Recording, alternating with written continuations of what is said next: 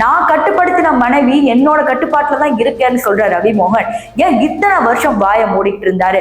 குடும்ப விழாக்கள் எல்லாம் ஒவ்வொரு கல்யாண நாளும் ஒவ்வொரு வேலண்டைன்ஸ் டேவும் என்னோட சேர்ந்து கொண்டாடும் போது அந்த வழி அவருக்கு தெரியலையா அப்படிங்கிற ஒரு கேள்வியும் வச்சிருக்காங்க. இப்போ இந்த போஸ்ட் தான் சமூக வலைத்தளங்கள்ல பயங்கர வேகமா பரவுது.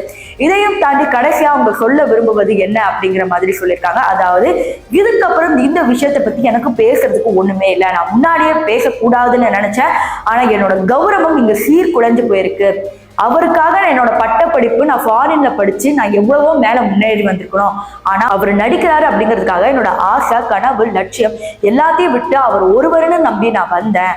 ஆனா அவர் என்னை துச்சமா மதிச்சு இன்னைக்கு என்னையே ரொம்ப கேவலமா பேசுறாங்க அப்படிங்கிற மாதிரியும் வருத்தத்துடனும் சொல்லியிருக்காங்க.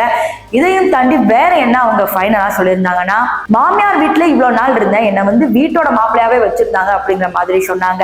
ஆனா உண்மை என்னன்னா, கொரோனா காலகட்டத்துல வீடு மாறும் போது அங்க ஒரு வாரம் இருந்தோமே தவிர மிச்சபடி ஜெயம் ரவி கட்டின சொந்த வீட்டுல தான் நாங்க 2 பேரும் இவ்வளவு நாள் வாழ்ந்துட்டு வந்தோம்.